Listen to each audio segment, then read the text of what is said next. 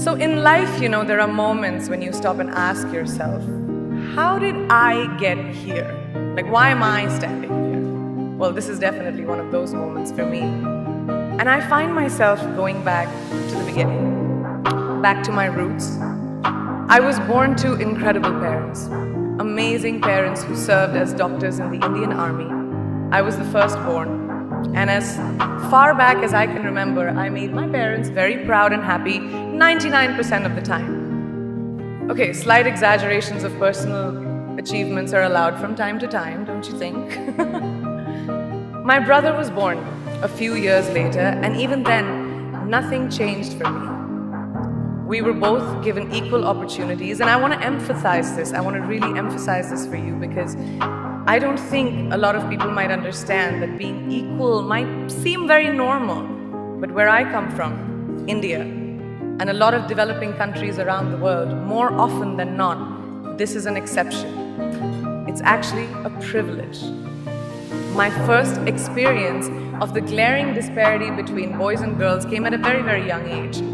I grew up in a middle-class family with extremely philanthropic parents who constantly reminded me and my brother how lucky we were and how giving back to those who were less fortunate was not a choice. It was a way of life. Simple. I was 7 or 8 years old when my parents started taking me on these visits in a traveling clinic to developing communities around and villages around the city that we lived in called Bareilly.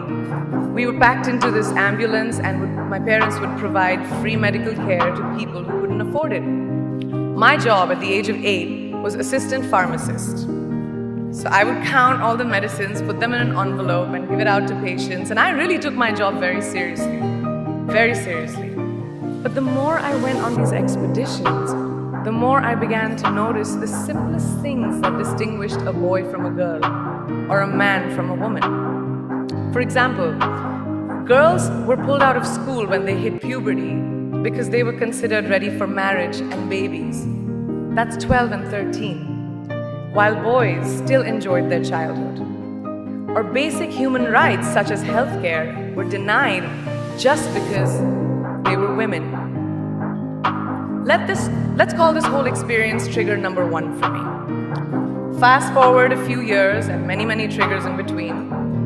Like a producer-director, for example, early on in my career, I must have been about 18 or 19, telling me that if I didn't agree to the ridiculous terms or painfully low salary in his movie, that he would just replace me. Because girls are replaceable in the entertainment business. That was a memorable one. Made me decide to make myself irreplaceable. But I think what really moved the needle for me and ultimately led me to create the Priyanka Chopra Foundation for Health and Education and around the same time partner with UNICEF was an encounter with my housekeeper's daughter.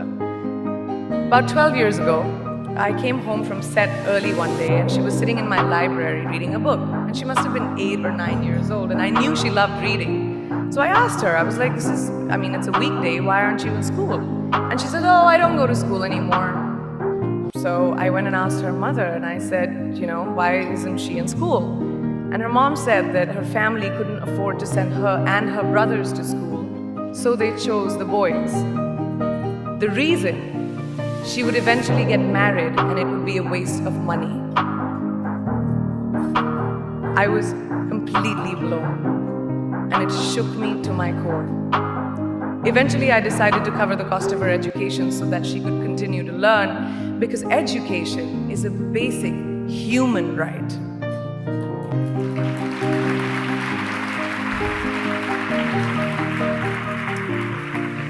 And a huge necessity, especially today.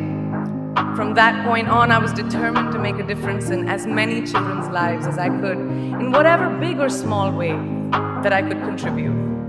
There's a really, really beautiful quote that I read recently, and I think it's absolutely appropriate to explain what I'm trying to say today. The hand that rocks the cradle, the procreator, the mother of tomorrow, a woman shapes the destiny of civilization. Such is the tragic irony of fate that a beautiful creation such as a girl child is today one of the gravest concerns facing humanity. Girls have the power to change the world.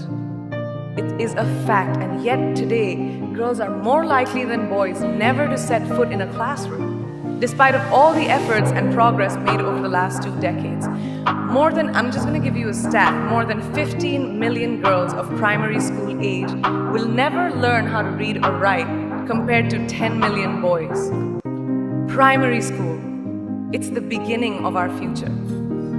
Over the last 11 years, I have witnessed firsthand the incredible work that UNICEF does for children around the world, especially victims and survivors of child marriage, displacement, war, sexual violence.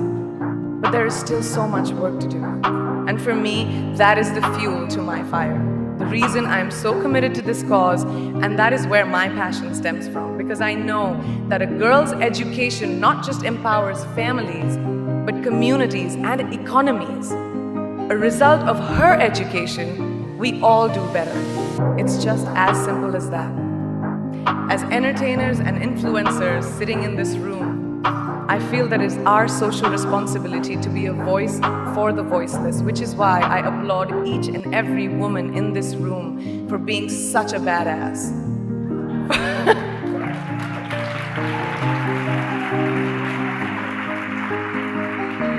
For using your platform and your voice to contribute to change, and for ensuring that there is not even one lost generation as long as we are alive.